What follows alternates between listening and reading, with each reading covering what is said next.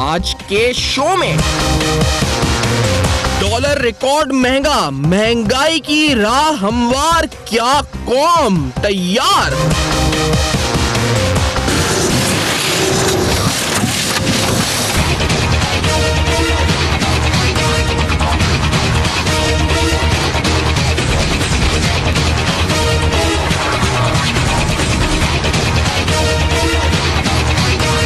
Dollar की ऊंची उड़ान, काबू पाने के लिए इकदामात क्या? मईशत कहां खड़ी? IMF को क्या यकीन दहानियां करवाई गई? अस्सलाम वालेकुम। पस पर्दा हकायक सनसनीखेज इंकशाफात प्रोग्राम बेनकाब में हूँ आपके साथ सैफान खान। हम सब परेशान या अनसर्टेन आप कहें जी मुस्तकबिल के पाकिस्तान की माशी सूरत हाल को लेकर होते हैं। अक्सर बैलेंस ऑफ पेमेंट क्राइसिस की बात होती है, फिस्कल साइड की बात होती है, पाकिस्तान को जो सामना है माशी चैलेंजेस का उनकी बात होती है। बात कम ही होती है वैसे शोज के अंदर, अमूमन हम सियासी इस वक्त बहसबाजी और पॉइंट स्कोरिंग में लगे रहते हैं। लेकिन जब भी कोई बात करता है या लिखता है या इस वक्त समझता है पाकिस्तानी मईशत को, वो मुस्तकबिल के मंजरनामे के हवाले से काफी परेशान दिखाई देता है। वो बिलखुसूस ये कहता है कि शायद अभी इस हुकूमत में तो नहीं, लेकिन कुछ माह बाद हमें IMF के दर पर जाना पड़े, हमें फिर दरवाजा खटखटाना पड़े। वो कशकोल, वो तायरे लहूती, जिस सिर से आती परवाज में कोताही, वो सारे नारे बालाए ताक रखकर फिर IMF के दरवाजे पर जाना पड़े, फिर IMF से कर्जे लेना पड़े। और हैरानकुन बात इस पूरी सूरत हाल में सब में अहम यह है कि ये जो कर्जे हम लेते हैं ये मजीद उन कर्जों को चुकाने के लिए लेते हैं, यानी पिछले कर्जों को वापस करने के लिए नए कर्जे लेते हैं और फिर उन कर्जों को वापस करने के लिए फिर दोबारा नए कर्जे। तो ये सिलसिला पाकिस्तान की मईशत को मजीद ढलान, मजीद आप कहें जी इस वक्त डाउनवर्ड ट्रेंड, एक स्पाइरल है, पूरा ट्रेंड है जिसकी तरफ चलता जा रहा है। कर्जे पे कर्जे, कर्जे पे कर्जे चलते जा रहे हैं। लेकिन इस पूरी सूरत हाल में डॉलर, ये आप अगर पिछले 1-2 दिन की बात बिलखुसूस करें या 3-4 दिन की बात कह लें तो हर बच्चा भी कह रहा था कि जिसकी पॉकेट मनी भी होती है वो कहता है कि क्या मैं डॉलर खरीद लूं। वो आपस में एक दूसरे से भी बहस करते, बच्चा भी पूछता है कि आज 107 का है, 109 का, 10 का, 12 का हो गया, 3 रुपए बढ़ गए, 4 रुपए, मेरी पॉकेट मनी इतनी बढ़ जाती है, मैं अभी ले लूं, अभी खरीद लूं। वो उसके जबान पे ये बात थी और जहनों में सवाल ये था कि ये जो डॉलर बढ़ रहा है पाकिस्तानी रुपये के अगेंस्ट, ये कहां तक जाएगा, ये जाएगा कहां तक? तो ये भी बड़ा अहम सवाल था। इस पूरी सूरत हाल में पाकिस्तानी मईशत को इस बहरान से निकालने के लिए हल क्या होगा, और इस अनसर्टेनिटी को जो मैं कहता हूं जी कि एक अजीब सी कैफियत है कि आखिरकार क्या डॉलर यहां रुकेगा, आगे बढ़ेगा, ये बड़ा माइनर सवाल है। लेकिन इसका लिंक जुड़ा हुआ है पाकिस्तान के माशी खतोखाल से, इसका लिंक जुड़ा हुआ है पाकिस्तान की ओवरऑल जो होलिस्टिक पिक्चर है उससे। अच्छा, इमरान खान साहब ने आज एक गुफ्तगू की है और खान ने आज डॉलर की इस जो परवाज है, जिस तरह डॉलर बढ़ा है, उसका जो रीजंस उन्होंने एक्सप्लेन किया खान साहब की जबानी, आप जरा सुने, उसके बाद इस पर मजीद बहस भी करते हैं। खान साहब ने जो कहा, सबसे बड़ा माशी क्राइसिस इस वक्त रुपए के ऊपर जो प्रेशर आपको नजर आ रहा है, जैसी जैसी रुपया गिरा है, पाकिस्तान के कर्जे भी बढ़ रहे हैं और इससे महंगाई भी बढ़ेगी। ये क्यों रुपया गिर रहा है? क्योंकि इनको ने नवाज शरीफ और इसाक डार ने मिलके जो इस मुल्क की इकॉनमी को तबाही की है, जो रिकॉर्ड खसारे किए हैं आमदनी और खर्चे में, रिकॉर्ड खसारा है इंपोर्ट और एक्सपोर्ट में। ना ये माशी हालात को ठीक कर सकते हैं, ना ये मनी लॉन्ड्रिंग जो 10 अरब डॉलर की मनी लॉन्ड्रिंग है, जिसकी एक वजह रुपये की गिरने की, अगर ये 10 अरब डॉलर पाकिस्तान में रह जाए तो ये रुपया ना गिरता। रुपए की डॉलर की कमी है तो उसकी कीमत ऊपर जा रही है। तो ये जो माशी हालात हैं ये बिगड़ रहे हैं, बिगड़ेंगे, इनके पास कोई जवाब नहीं है इसके। तो अब इमरान खान साहब ने जो कहा है, अगर उसको टू कट इट शॉर्ट, अगर एक अल्फाज या 1-2 अल्फाज में अगर इसको कहा जाए जी कि क्या इसका हल है, तो इमरान खान साहब के बकौल मौजूदा हुक्मरान नाअहल हैं, उनके पास ये कॉम्पिटेंसी, ये स्किल ही नहीं है कि वो इस माशी बहरान से पाकिस्तान को निकाल सकें। और हल इलेक्शंस है, यानी हल ये है कि इलेक्शंस हो इस मुल्क के अंदर। और ये बात सिर्फ खान साहब नहीं, बहुत से लिखा रही, अब बहुत से लिखने वाले भी लिख रहे हैं कि आप कौमी इलेक्शंस कर दें ताकि इस हैजान, इस अनसर्टेनिटी कैफियत से निकले। डॉलर तो उसकी एक सिम्टम है, असल में पीछे कहानी बहुत लंबी है। अब ये सवाल हम उठाते हैं, मेरे साथ डॉक्टर शाहिद सिद्दीकी साहब माहिर इक़्तिसादी उमूर हैं, आपका कॉलम भी हम पढ़ते हैं वीकली, बड़ा आपका एक्सपर्ट ओपिनियन इकोनॉमी पे माहिराना राय रखते हैं। डॉक्टर साहब बहुत शुक्रिया आपने ज्वाइन किया है। फयाज हुसैन चौहान साहब पाकिस्तान तहरीक इंसाफ के मरकजी रहनुमा डिप्टी सेक्रेटरी इत्तलात हैं, और राना अरशद साहब जो कि सूबाई काबीना में इस वक्त हैं, शहबाज शरीफ साहब की अहम ओहदे पर हैं, पंजाब में नून लीग के अहम रहनुमा हमें ज्वाइन कर रहे हैं, फोन कॉल पे अभी साथ हैं, फिर लाहौर स्टूडियो से साथ होंगे कुछ देर में। राना अरशद साहब, खान साहब तो कहते हैं कि आप ही नाअहल हैं, हुक्मरान नाअहल हैं, वजीर आजम नाअहल हैं, तो ये इसहाक डार की गलती, तो ये सब है, इस वजह से आज डॉलर का ये सामने है, और हल मेरा ख्याल है इलेक्शन है, जिस तरह मैंने कहा। राना शाह साहब, तो आप लोग क्यों मुस्ताफी हो के इलेक्शन कॉल करें, मुल्क को, मईशत को भी इस वक्त एक परमानेंट, एक सस्टेनेबल एक कोई प्लेटफॉर्म प्रोवाइड करें? राना साहब, खान साहब के बकौल तो ये हल है इस वक्त इस मसले का। जी बिस्मिल्लाहिर्रहमानिर्रहीम। मैं सुफियान भाई आपका मशकूर हूँ, आपके चैनल का मशकूर हूँ, और मैं परेशान हूँ कि शायद नियाजी साहब ने सोए हुए कोई बयान दे दिया है। वो हकीकत से मेरा ख्याल दूर दूर तक उनका कोई ताल्लुक नहीं है। वो जमीन और आसमान को मिलाते हैं, लेकिन हकायक को वो ना जांचते हैं, ना देखते हैं, और ना ही निगाह रखते हैं कि एक गरीब का बच्चा, एक आम आदमी कितना परेशान है। 2013 का कंपैरिजन करें ना, कि 2013 में स्टॉक एक्सचेंज में 16,000 इंडेक्स थे। अल्हम्दुलिल्लाह मोहम्मद नवाज शरीफ की मेहनत के बाद मैं समझता हूँ ये 54,000 इंडेक्स तक गए। पूरी दुनिया का इन्वेस्टर पाकिस्तान के अंदर अल्हम्दुलिल्लाह आना पसंद करता था और इन्वेस्टमेंट कर रहा था। फिर आप सीपैक मंसूबे देखें, खान साहब ने तो पहले दिन से पाकिस्तान की आवाम के खिलाफ मैं समझता हूँ सरापा एहतजाज के तरक्की नहीं करने देनी। जब हमने सीपैक मंसूबों की बात कही तो इन्होंने धरने पे धरना दे दिया और पाकिस्तान के रेड जोन पर काबू होकर बैठ गए। उसके बाद खान साहब परेशान इसलिए हैं कि जो चाइनी 40 बिलियन डॉलर की इन्वेस्टमेंट थी, वो अल्हम्दुलिल्लाह जब 58 मैं समझता हूँ कि अरब डॉलर हो गई है, तो इससे पाकिस्तान के अंदर आप जो 20 घंटे की लोड शेडिंग की 2002 से लेकर 2008 में, जब नियाजी साहब खुद मेंबर थे कौमी असम्बली के और परवेज मुशर्रफ के इत्तेहादी थे, और उस वक्त कादरी साहब भी इनके साथ थे, तो इन्होंने पाकिस्तान के अंदर जो गुल खिलाए कि पाकिस्तान के अंदर दहशतगर्दी का तोहफा दिया, एनर्जी क्राइसिस, ड्रोन हमले और खुदकुश हमलों का तोहफा दिया। आज खान साहब को हकायक से मेरा ख्याल थोड़ी सी उनको, अच्छा, आपने खान साहब ने सोते में बयान दे दिया, ये आप मतलब खान साहब क्या होश में रहे? आप इस तरह कह रहे हैं कि ये सोते में बयान दे दिया नहीं, ये तो बड़ा माकूल बयान मुझे लग रहा है। वो बड़े फैक्टर्स बता रहे हैं, मनी लॉन्ड्रिंग गिरवा रहे हैं। मैं यही अर्ज कर रहा हूँ कि अल्हम्दुलिल्लाह पाकिस्तान की जो तरक्की है ये नवाज शरीफ साहब का विजन है। कि मुझे बताएं कि ये कौमी असम्बली में तो आते नहीं, खैबर पख्तूनख्वा का फेलियर छिपाने के लिए। सर, मैं डॉलर के रेट पे बात, मैं इस वक्त डॉलर के रेट पे स्पेसिफिकली खान साहब का जो बयान है उसमें मनी लॉन्ड्रिंग का जिक्र है, उसके अंदर आपकी फेल्ड पॉलिसीज का जिक्र है, उसके अंदर यानी मुझे सोते हुए बयान। चौहान साहब, आपको ये अभी राणा साहब ने कहा, यही हेल्प कर रहा हूँ, ये मनी लॉन्ड्रिंग की बात करते हैं, भाई 1992 के केस की बात करते हैं, आज की बात नहीं करते।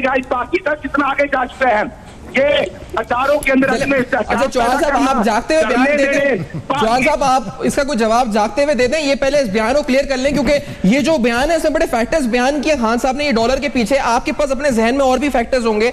चौहान साहब, अभी अरशद साहब ने भी अपनी पॉलिसी बयान की, सर ये वाकई पहले तो ये जागते हुए सोते हुए बयान खान साहब ने कैसे दिया, ये बयान आज का डॉलर के ऊपर जो दिया? बिस्मिल्लाहिर्रहमानिर्रहीम। सैफान खान, इमरान खान साहब ने बिल्कुल दुरुस्त कहा, करेक्ट कहा, एप्रोप्रिएट कहा, ऑप्टिमल कहा कि आपकी जितनी इस वक्त आपकी महंगाई और आपका डॉलर्स की उठान है, उसकी बुनियादी वजह वो फेक और स्यूडो जो है ना, वो जो पिक्चराइज और ड्रामेटाइज की हुई थी ना इकॉनमी की सूरत हाल, आपके नाअहल साहब ने और उनकी क़यादत, उनकी हुकूमत ने, वो आज खुल के सामने आ गया कि कहते हैं ना कि जो शाख नाजिक पे आशियाना बनेगा ना पायदार होगा। सूरत हाल ये है कि 10 अरब डॉलर सालाना आपकी मनी लॉन्ड्रिंग हो रही है। सूरत हाल ये है कि 2013 के अंदर 25 अरब डॉलर की जो आपकी बरामदात थी, ये 17.5 अरब डॉलर्स तक लेके आ गए। सूरत हाल ये है कि इस वक्त 470-75 अरब जो है वो सर्कुलर डेट देने के बाद आज 800 अरब डॉलर के करीब सर्कुलर डेट जो है वो पूरे पाकिस्तान की इकॉनमी का मुंह चढ़ा रहा है। सूरत हाल ये है कि एफडीआई पाकिस्तान की पिछले 4 सालों में मुसलसल नीचे आई है। सूरत हाल ये है कि आपकी सेविंग पिछले 4 सालों में पाकिस्तान के अंदर बिल्कुल डिक्रीज हुई है। सूरत हाल यह है कि हमने पिछले 4-4.5 सालों में डॉक्टर सिद्दीकी साहब इसको एंडोर्स करेंगे कि कोई माइक्रो और मैक्रो लेवल की हमने कोई इंडिकेटर इकोनॉमी के अंदर हमने अचीव नहीं किया। तो जनाबे वाला, ये तो थी आपकी इकोनॉमिकल सिचुएशन। पॉलिटिकल सिचुएशन मैं आपके सामने रख देता हूं।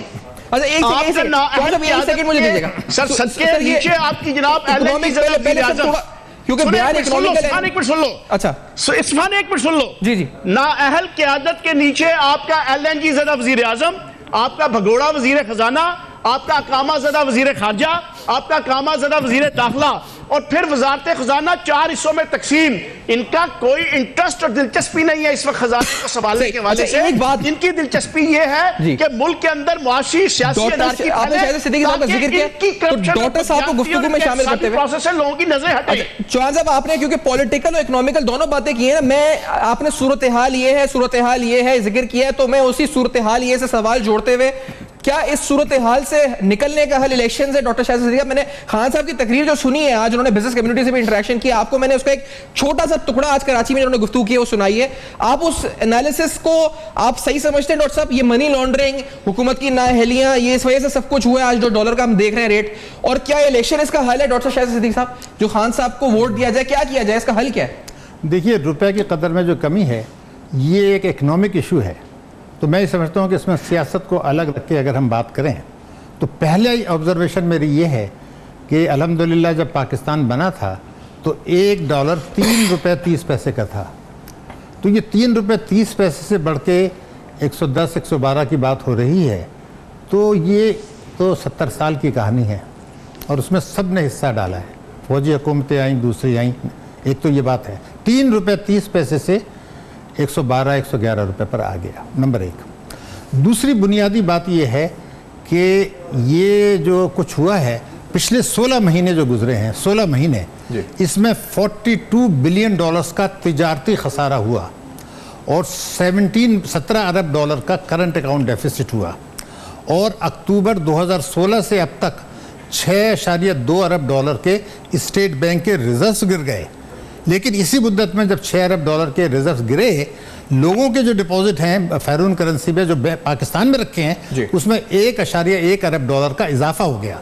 यानी कौम समझ रही है कि नीचे जा रहे हैं तो वो सट्टेबाजी कर रहे हैं, डॉलराइजेशन कर रहे हैं और मुल्क की मईशत पीछे जा रही है। एक तो ये बुनियादी चीज़ है। दूसरा बड़ा अहम, जो आपने बड़ी अहम बातें की थी अपनी गुफ्तगू में, वो ये थी कि स्टेट बैंक अब ये कहता है प्रेस रिलीज़ में कि जनाब रुपए की कदर में कमी से हमारा जो एक्सटर्नल सेक्टर है उसका अदम तवाज़ुन रुक जाएगा और मईशत की तेज़ रफ्तार तरक्की की राह हमवार हो जाएगी। अब जुल्म है पाकिस्तान के साथ कि जनाब मईशत तबाह हो रही है, उसमें वफाक का भी हिस्सा हो सकता है, सूबों का भी हिस्सा है, स्टेट बैंक का भी हिस्सा है, नैब का भी हिस्सा है, बड़ी हद तक पाकिस्तान की अदलिया का भी हिस्सा है, ये सब तबाहियाँ हो रही हैं, अवाम का भी हिस्सा है। अच्छा, तो आप ये समझते हैं कि रुपए की कदर में कमी से जो 16 महीने में $42 अरब का तजारती खसारा हो गया, तो मेरा कहना ये था कि आप ये एक्सेप्ट कर लें कि जब तक मईशत में स्ट्रक्चरल इस्लाहात नहीं लाते, अगर मैं आपसे अर्ज कर रहा हूँ, इस साल में रिकॉर्ड पे बता रहा हूँ, जो हमारा एक्सपोर्ट का हदफ है उससे $12 अरब इस कमी के बावजूद कम रहेगा। तो $12 अरब का अगर एक्सपोर्ट आपका गिरता है तो कौन सा एक्सटर्नल सेक्टर बेहतर हो जाएगा? और ये बरामदा ने जुमला पूरा कम, $12 अरब अगर हदफ से कम है तो इसकी वजह ये भी है कि आप डॉक्टर साहब मैं इस वक्त ले लूं, क्योंकि मुझे ये आपने तो माशी बताया, इसका एक सियासी पहलू जैसा मैंने कहा था सवाल का हिस्सा कि इलेक्शन इसका हल है, क्या इलेक्शन इसका हल है? ये बड़ा इंपॉर्टेंट है क्योंकि ये बात कहीं लिखी पढ़ी समझी जा रही है कि ये कोई और हुकूमत आए, इलेक्शन हो और फिर वो इसको निकाले इस बहरान से। और आज के मकसद भी यही है कि माशी बहरान तो है, हम सब जानते हैं, और क्यों है वो भी शायद समझते हैं बहुत से लोग। इसका हल क्या आगे बढ़ने का है, इस अनसर्टेनिटी से निकलने का हल क्या है? इस ब्रेक के बाद जानते हैं।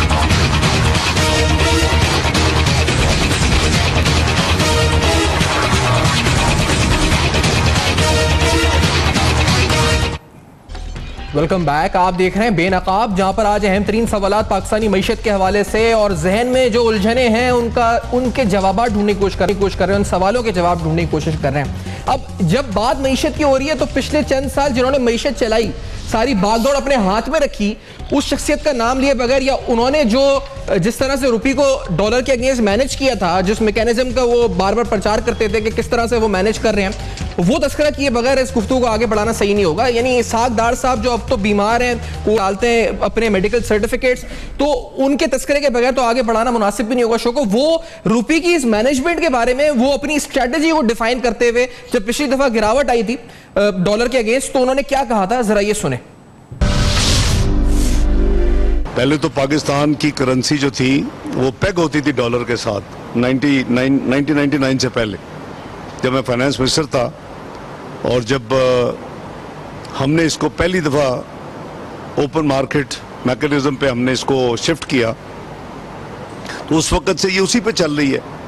FE25 भी पहले हर जो सेंट था बाहर से आता था, आपका चाहे यानी अकाउंट में आप रखना चाहें तो वो बैंक जो हैं वो उनके पास अकाउंट जरूर होता था, लेकिन फिजिकली वो स्टेट बैंक को सरेंडर करते थे, और जब वापस करना होता स्टेट बैंक से लेके देते। ये भी कॉन्सेप्ट उसी ज़माने में हमने अल्हम्दुलिल्लाह शुरू किया। FE25 के नाम से मशहूर है कि वो 25% रखते हैं, 75% बैंकों के पास होता है ताकि लिक्विडिटी का इशू ना हो। अब बड़ा अहम सवाल इस बात से जुड़ा हुआ है, डॉक्टर शाहजहां साहब से पहले पूछूंगा, फिर राना अरशद साहब भी साथ हैं नून लीग से और कॉल पर ही साथ हैं अभी भी, और फयाज सुहान साहब इस्लामाबाद से पाकिस्तान तहरीक इंसाफ के रहनुमा साथ मौजूद हैं। तो डॉक्टर साहब, क्योंकि ये जो 105 रुपए पे रुक गया था, या जो उससे पहले रुका हुआ था, डिवैल्यूएशन नहीं हो रही थी, जिसके बड़ा शोर हो रहा था कि डिवैल्यूएशन होनी चाहिए, तो वो कहते थे इसहाक डार साहब इज द 1% जिसकी वजह से ये रुका हुआ है, और अब वो नहीं है, तो वो पॉलिसी भी नहीं है, तो अब वो बढ़ेगा आगे। तो दूसरा सवाल ये कि कहां तक जाएगा, किधर तक जाएगा, कहां रुकेगा जाकर, और क्या इसी तरह से, जिस तरह आपने कहा सियासत अलग है और मईशत अलग है, यानी एक आदमी है तो ये पॉलिसी, एक आदमी नहीं है तो ये पॉलिसी, इस तरह मुल्क चलते हैं क्या डॉक्टर साहब? क्या इस तरह होता है मामला, पॉलिसीज इस तरह तय होती हैं? देखिए, 5 जुलाई 2017 को रुपए की कदर गिरी थी, और उसी शाम को स्टेट बैंक ने एक प्रेस रिलीज जारी किया था, और वो गिरी गर के हो गई थी 108 रुपये 25 पैसे।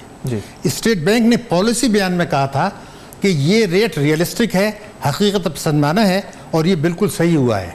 उसी रात को इसहाक डार साहब ने बड़ा सख्त बयान दिया और कहा सट्टेबाजी हुई है, तहकीकात होगी, एक्शन होगी, और उस बयान के बाद स्टेट बैंक ने अपनी ऑटोनॉमी को उठा के फेंक दिया और उस हुक्म पर अमल किया। हालांकि वजारत ख़जाना का इख्तियार ही नहीं था, ये फैसला जो था वो स्टेट बैंक का था। तो इसहाक डार साहब को क्रिटिसाइज़ ना करें, मेहरबानी करके क्रिटिसाइज़ करें स्टेट बैंक को, पाकिस्तान के उन इदारों को जो अपने कानूनी इख्तियारात जो कॉन्स्टिट्यूशन दिए हैं वो अपने मुफाद में, क्योंकि उनको एक्सटेंशन लेना होता है गवर्नर्स को और दूसरे लोगों को, वो जो कंप्रोमाइज़ करते हैं, अगर वो 108 रुपये 25 पैसे पर उस वक्त कर दिया जाता जो कि सही था, तो आज ये 112 नहीं आता, ये फिर रुक जाता और मईशत में बेहतरी आ जाती। यानी ये जो इदारे के अपने मफाद होते हैं लोगों के, यानी जो ऊपर बैठे हुए थे, तो उन्होंने अपने मफाद की खातिर ये सब कर दिया। और नहीं, जब आप मेरिट पर तकर्रुरियां नहीं करेंगे, मसलन उस वक्त जो स्टेट बैंक के गवर्नर थे वो तो अब वाले मेरिट पे, इसका मतलब फिर हम ये तफस्सुर करें कि जाने दे रहे हैं, वो रुपये को फॉल होने दे रहे हैं, नहीं तो देखिए, यानी इससे ये होता है कि ही इज ऑन मेरिट और पिछले वाले मेरिट पे नहीं थे, ये हम तफरीक कर सकते हैं क्या? नहीं, पहले ये था कि मेरिट पे नहीं थे, तो इसलिए उन्होंने अहकामात पर अमल किया। वो आदमी कभी एक छोटी बैंक का प्रेसिडेंट नहीं बना था, उसको आपने गवर्नर बना दिया, उसने हुक्म माना।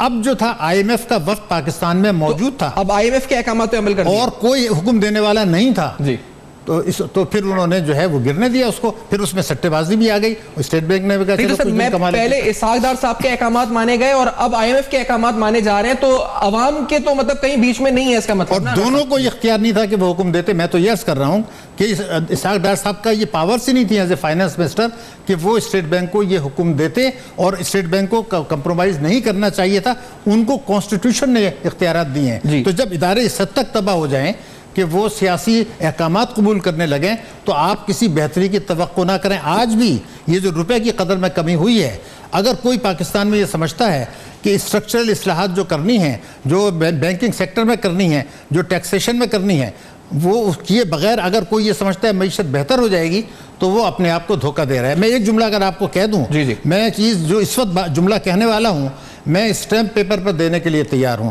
कि अगर सिर्फ पाकिस्तान मुस्लिम लीग नून और पाकिस्तान तहरीक इंसाफ, इनका जो इंतखाबी एजेंडा है उसको आप आज एक ऑल पार्टीज कॉन्फ्रेंस में मंजूर करके नेशनल एक्शन प्लान का हिस्सा बना दें। अगर 6 महीने में मईशत बेहतर होकर रुपया 103 102 पे ना जाए तो आप मुझसे कहिएगा, मईशत भी बेहतर होगी, बरामदात भी बढ़ेंगे। ये मकसद है करप्शन का, ये मकसद है कानून जो कहा गया है उससे दूर करने का, ये मकसद है। प्रॉब्लम हमारी ये है कि जो ये आपने चैलेंज दिया ना राना अरशद साहब में, क्योंकि अभी इसहाक डार साहब का तो बड़ा चर्चा होता है, आज भी चर्चा खान साहब ने भी किया है। राना साहब क्या ये नहीं कहेंगे, क्योंकि ये बड़ी अहम बात है, उन्होंने स्टेट बैंक को रोक दिया, आप डिवैल्यू ना करें, स्टेट बैंक रुक गया, अब वो नहीं है तो डिवैल्यू हो रहा है। तो ये इसहाक डार साहब इस तरह इंस्टीट्यूशंस को चलाते थे, डॉक्टर साहब बता रहे हैं, ये तो बड़ा ही अजीब तरीका है इंस्टीट्यूशन चलाने का, तबाही है ये तो। आप इंस्टीट्यूशन को तबाही, तो खान साहब जो इल्जाम लगाते हैं वो दुरुस्त है, इसका मतलब राना शाह साहब? मैं अर्ज करना चाहता हूं कि इसहाक डार साहब ने उस वक्त जो प्राइम मिनिस्टर मियां नवाज साहब उस वक्त प्राइम मिनिस्टर साहब थे, उनकी डायरेक्शन के मुताबिक जब इसको टेकअप किया तो फिर डॉलर नीचे आया। आपने देखा कि डॉलर नीचे आया, और मैं समझता हूं कि वो शेख रशीद का कहा था कि अगर डॉलर नीचे आ जाएगा तो मैं इस्तीफा दे दूंगा। आपके जेब में ये बात भी होनी चाहिए कि 2017-16 में जब डॉलर नीचे लेके आए, हम अपनी अल्हम्दुलिल्लाह पॉजिटिव पॉलिसी की बिना पर नीचे डॉलर लेके आए थे, तो फिर शेख रशीद ने इस्तीफा नहीं दिया था। अब भी जो डॉक्टर साहब ने बात की, अदम इस्तेहकाम जो पैदा हो चुका है, देखना 2014 में धरने उतरे, 2015 में धांधली करते रहे, क्वेश्चन बनाया, वक्त साया किया, आज बात कौमी असम्बली में नाम ईसा है, उसके बाद 2016 में तुमामा आ गया। मैं समझता हूँ कि ये पाकिस्तान के इदारों को अपनी हदूद में रहना चाहिए। स्टेट बैंक जब अपनी मल्टी करता है तो राणा साहब मैं मतलब ये आपकी बात से ये समझ रहा हूँ, जो चौहान साहब की तरफ में सवाल लेके कि ये 2014 के धरने का, 2016 के पनामा का और 2015 में सियासी अदम इस्तेहकाम का असर आज 2017 में हो रहा है, या फिर ये जो आने वाले धरनों का असर अभी हो रहा है डॉलर के ऊपर? चौहान साहब, काले करतूतों का नतीजा है कि आज पाकिस्तान के अंदर अदम इस्तेहकाम पैदा हो चुका है। चौहान साहब, ये अदम इस्तेहकाम आपके धरनों से हुआ है असल में, तो ये आप इमरान खान साहब इल्जाम इसहाक डार साहब पे लगाते हैं, धरने आपने दिए, अदम इस्तेहकाम तो आपने पैदा किया नून लीग के मुताबिक, और अभी डॉक्टर साहब ने कहा अपने मंशूर पर अमल करने, बाकी सब छोड़ दें। मुहावरा है कि a bad man cause with its tool, नाच ना जाने आंगन टेढ़ा। ये बिल्कुल उसी तरीके से नून लीग के दोस्त जो है वो चला रहे हैं। अब आप इस वक्त हुकूमत और वजीर आजम की सुपरमेसी का आलम देखें कि OIC की जनाब कॉन्फ्रेंस के अंदर गए हैं, साथ ले गए शहबाज शरीफ साहब को। इस वक्त पूरे सोशल मीडिया के अंदर वो फोटो चल रही है कि वजीर आजम साहब एक साइड पे होके जो है ना वो छत की तरफ देखकर जो है उस हॉल की जो है वो लाइटें गिन रहे हैं, और शहबाज शरीफ साहब तैयब अर्दगान के साथ जो है वो मामलात जो है वो गुफ्तगू कर रहे हैं। इतना इररेलेवेंट और इनडिफरेंट एटीट्यूड वजीर आजम का इन फ्रंट ऑफ शहबाज शरीफ। आप अंदाजा लगा लें कि हुकूमत का क्या आलम है, हुकूमत की क्या हैसियत है, वजीर आजम की क्या हैसियत है, वजीर आजम का क्या मुकाम है। तो जनाबे वाला, जब हुकूमत का ये आलम होगा कि वजीर खजाना इतना हठधर्म होगा कि वो कहेगा कि चमड़ी चली जाए पर दमड़ी ना जाए कि मजदाक, वो ओहदा छोड़ने को तैयार नहीं है, वो बाहर लेटा हुआ है, और वजारत खजाना को आपने 3 से 4 हिस्सों में तकसीम किया हुआ है। जब आपकी दिलचस्पी का आलम यह है कि इस वक्त आपकी हर चीज माइक्रो और मैक्रो इकोनॉमिक्स की आपकी नीचे की तरफ आ रही है, तो जनाबे वाला बिल्कुल सियासत और मईशत एक दूसरे से जुड़े हुए हैं। मैं डॉक्टर शाहिद सिद्दीकी साहब की इस बात से बड़े इज्जत और एहतराम से डिफर करूंगा कि मईशत और सियासत अलहदा चीज नहीं है, ये डायरेक्ट इनका जनाब आपस में कनेक्शन है। इस वक्त जो आपकी नाअहल शरीफ के सर सदके हुकूमत चल रही है, नाअहल तरीन हुकूमत चल रही है, आपके LNG ज़रा वज़ीर आज़म की हुकूमत चल रही है, अदम इस्तेहकाम तो आपकी वजह से है, वो ये इकोनॉमी को संभाल सके। हमारे राणा साहब कहते हैं कि फौरी तौर पर री-इलेक्शन अदम इस्तेहकाम की वजह आपकी जमात है, आपने धरने देकर अदम इस्तेहकाम पैदा कर दिया इस मुल्क में। चौहान साहब, ये this is the main reason वो कहते हैं। नहीं जनाबे वाला, अदम इस्तेहकाम की जिम्मेदार आपकी करप्शन है, आपकी बददियानती है, आपकी मनी लॉन्ड्रिंग है, आपकी ब्लैक मनी है, आपकी ऑफशोर कंपनीज हैं, आपकी 3000 करोड़ की लूटमार है, आपकी पूरी दुनिया के तमाम खितों के अंदर और बरे आज़मों के अंदर मौजूद आपकी खरबों डॉलर्स की जायदादें हैं, आपकी CPEC से लेके चाइना के साथ जितने मुआहदे हैं उनके अंदर करप्शन और किकबैक्स हैं, उनके अंदर गबन्स हैं, आपकी नाअहली है, आपकी माल फंक्शनिंग है, आपकी बैड प्रैक्टिसिंग है। ये है असल वो जनाब जनाब सारी वजूहात लंबी फहरिस्त है और आज जो है वो इकोनॉमी डिस्ट्रॉय। इस डिटेल में भी जाते हैं चौहान साहब इस ब्रेक के बाद आपसे मजीद तफसीलात। और राना अशरफ साहब, आप डॉक्टर साहब का तज्जिया हमारे साथ रहेगा। बेनकाब में मईशत के अहम खदोखाल बयान कर रहे हैं, आज हमारे साथ रहेगा। ब्रेक के बाद दोबारा ज्वाइन करना है।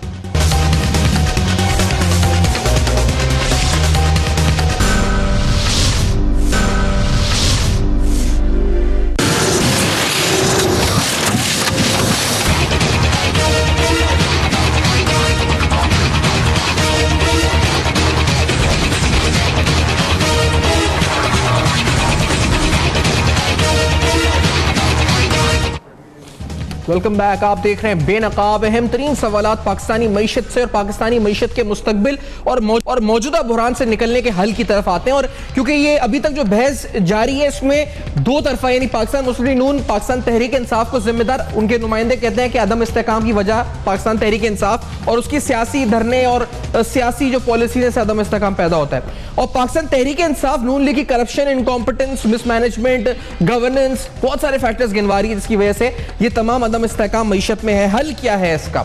और हल की शुरुआत डॉक्टर साहब आपसे पहले, इलेक्शन हल है, क्यों हल है इलेक्शन? आपकी नजदीक इलेक्शन फौरी इलेक्शन हल है, वक्त पे इलेक्शन हल है, कौन सा इलेक्शन है? आप डॉक्टर साहब बताएं, फिर फयाज चौहान साहब से और नून लीग से जानते हैं। मुझे पहले मैं एक जुमला बोल दूं जी कि जो मेरी सोच है वो ये है कि सियासत, मईशत, अवाम की फलाह बहबूद और कौमी सलामती, ये तमाम चीज़ें आपस में जुड़ी हुई हैं, इसमें कोई कन्फ्यूजन नहीं है।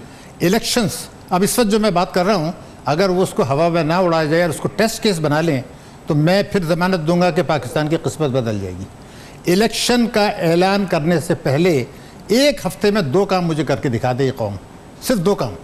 पहला काम ये है कि एक ऑल पार्टीज़ कॉन्फ्रेंस हो, उस ऑल पार्टीज़ कॉन्फ्रेंस में 5 या 6 फैसले कर लिए जाएं। ये वो फैसले हैं जो तमाम बड़ी सियासी पार्टियों के मंशूर का हिस्सा हैं।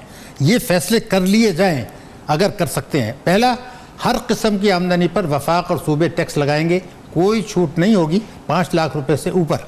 दूसरे ये कि मईशत को दस्तावेजी बनाएंगे। तीसरे, काले धन को सफ़ेद होने से रोकेंगे। ये फैसला अगर हो जाता है तो उसको फिर जो है आप कौमी सलामती कमेटी में ले आएँ, क्योंकि ये जब फैसले नहीं करते तो ये है इक़्तिसादी दहशतगर्दी। तो ये टेस्ट केस है कि पहले आप ऑल पार्टीज कॉन्फ्रेंस में ये फैसले करके एक्शन हो, नहीं फिर उसके बाद वफाकी हुकूमत और चारों सूबाई असम्बलियाँ इसको पास करें, क्योंकि टैक्सेशन जो है ये कोई IMF को ख़त नहीं है कि आपने लिख दिया और पैसा ले लिया। ये हो ही नहीं सकता जब तक वफाक और चारों सूबे ये पास ना करें जो मैंने बात बताई है। अगर ये हो जाता है, अगर बहुत बड़ा अगर ये हो जाता है तो मैं कहता हूं आप बिल्कुल इलेक्शन कराएं। लेकिन अगर ये नहीं होता तो 10 आप इलेक्शन करा लें। बुनियादी सवाल ये है कि जो चीज़ें इक़्तिसादी दहशतगर्दी वफाक और सूबे कर रहे हैं, जो अपने जो इंतखाबी मंशूर को उठा के फेंका जा रहा है, मसलन अगर मैं ये कहूँ कि $12 अरब का इस साल बरामदात का हदफ हासिल नहीं होगा, जिसकी वजह से करंट अकाउंट डेफिसिट हुआ, रुपए की कदर गिरी, तो उसकी कई वजूहत हैं, मगर एक वजह यह है कि वफाक भी टैक्स नहीं लगा रहा और सूबे भी नहीं लगा रहे, तो बिजली और गैस के नर्ख बढ़ाए जा रहे हैं। और IMF को खत लिखा गया था इसहाक डार साहब की तरफ से कि सूबों ने मंजूरी दे दी है, चारों सूबों ने, कि 3 साल तक बिजली और गैस के नर्ख बढ़ाएं। तो आप ये देखिए कि आपकी जो बरामदात गिरी है वो 3 साल से गिरी है, रिकॉर्ड पर है। तो बिजली और गैस के नर्ख आपने बढ़ाए, एग्रीकल्चर पे, प्रॉपर्टी पे, स्टॉक एक्सचेंज पे टैक्स नहीं लगाया। ये फैसले अगर आप कर लेते हैं तो मैं कहता हूँ कि ये नाम इन लोगों का जो ये फैसले करेंगे सुनहरी उर्फ में जुमला पूरा कर लिखा जाएगा। अगर ये खुदा न खास्ता फैसले नहीं करते तो आप जो चाहे कर लें, इतने इलेक्शंस हो गए, सब कुछ हो गया, फौजी हुकूमतें आ गई, कोई तब्दीली नहीं आएगी जब तक ये स्ट्रक्चरल इस्लाहात नहीं करते, जिसके लिए अभी तक नहीं हो रही। तो अगर ये ऑल पार्टीज कॉन्फ्रेंस में फैसले करके ये असम्बलियां कर लेती हैं तो कर लें। चौहान साहब ये मुझे बताएं, ये तो अब ये जो पोलराइज सोसाइटी है इसमें तो आपस में दुश्मनियां चल रही है ना, यहाँ पे बैठकर मिलकर मईशत की खातिर या सोचा जा सकता है कोई जो डॉक्टर साहब ने एक नक्शा बयान किया है इस पर अमल दरामद हो सकता है? और दूसरी बात ये जो यानी आपके नजदीक इतना कॉन्फिडेंट आप लोग क्यों है कि भाई इलेक्शन होंगे तो ही हल है और फौरी इलेक्शन होंगे तो ही हल है इस मौजूदा माशी बहरान से निकलने का? ये इस कॉन्फिडेंस की वजह क्या है चौहान साहब? अपने ऊपर कॉन्फिडेंस है या इनकी करप्शन पे, किस पे कॉन्फिडेंस है आपको जो जिसमें आप ये दावा कर रहे हैं चौहान साहब? देखो सिफान, जो डॉक्टर शाहिद सिद्दीकी साहब ने बात कही है मैं 100% उसको इंडोर्स करूंगा और उसके हक में हूँ। लेकिन मुझे डॉक्टर साहब आप एक चीज बताएं कि जिन लोगों ने पिछले 40-50 सालों में हुकूमतें कर करके जो है वो इस काम की तरफ नहीं आए जो प्रपोजल आपने दी हैं, तो अब उनसे आप क्या तवक्को रखेंगे कि इस आलम में कि जब वो बिल्कुल तबाह हाल हैं सियासी तौर पर, इखलाकी तौर पर, मुआशी तौर पर, मॉरली, लीगली, कानूनी हवाले से नैब ज़दा है, एहतसाब ज़दा है, सुप्रीम कोर्ट ज़दा है, आप उनसे तवक्को रखेंगे कि वो आपकी ये प्रपोजल के जो 100% इकोनॉमिकली जो है वो ठीक है उनको जो है वो इंप्लीमेंट कर देंगे, उसको इंडोर्स करेंगे? तो इस वजह से हम ये कहते हैं कि जनाबे वाला फौरी तौर पर री इलेक्शन करवाया जाए और फ्रेश मैंडेट मिलेगा और इंशाल्लाह पीटीआई को मिलेगा। आप डॉक्टर साहब की बात पूरी नहीं समझे, सिर्फ उन्होंने सूबाई हुकूमतों का जिक्र नहीं किया है, जिसमें से एक सूबाई हुकूमत आपकी भी है। चौहान साहब खिलवाड़ करते रहे हैं, वो पूरी प्रैक्टिस रोकी जाएगी। डॉक्टर साहब ने सूबाई हुकूमतों में जो मंशूर पर अमल दरामद नहीं हुआ, अमल दरामद है, उसका जिक्र किया और उसमें एक सूबाई हुकूमत पाकिस्तान तहरीक इंसाफ की खैबर पख्तूनख्वा में। तो डॉक्टर साहब ने आपके मंशूर का भी जिक्र किया है चौहान साहब कि आपने एग्रीकल्चर टैक्स और डीसी रेट्स को बढ़ाने पर अमल दरामद नहीं किया जो आपके मंशूर का हिस्सा था।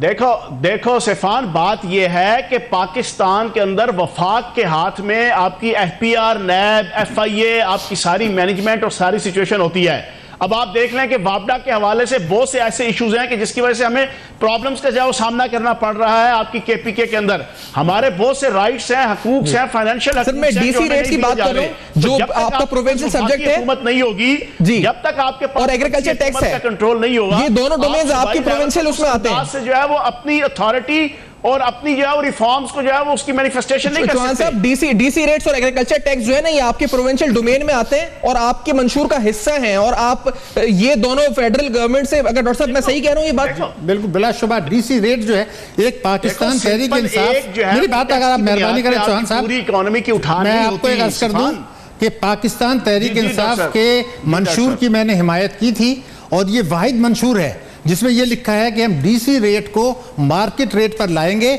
और अगर ऐसा नहीं किया तो उस प्रॉपर्टी को नेशनलाइज कर लेंगे। ये इतना वाज़ेह लिखा हुआ है और हमने इसको सपोर्ट किया था। ये सूबाई हुकूमत कर सकती है ना डॉक्टर साहब? ये सिर्फ सूबाई हुकूमत कर सकती है, वफाक का इससे कोई ताल्लुक नहीं है। जी चौहान साहब, देखो बात ये है कि मैं डॉक्टर साहब की इस बात को एक्सेप्ट करता हूं कि चलो ये एक हम काम नहीं कर सके, लेकिन बुनियादी तौर पर सिर्फ इस एक काम के जरिए से आपकी पूरी इकोनॉमी का उठान तो नहीं उठ रही ना। इकोनॉमी आपकी बरामदात से मुतल्लिका है, दरामदात से मुतल्लिका है, सेविंग से मुतल्लिका है। ये नुकता तो है कि आपने कहा हाँ एक बात है, मैं वाइंड अप का वक्त हो चुका, शुक्रिया अदा करूंगा, आपने अपना एनालिसिस भी दिया पार्टी पॉलिसी और डॉक्टर शाहिदा सिद्दीकी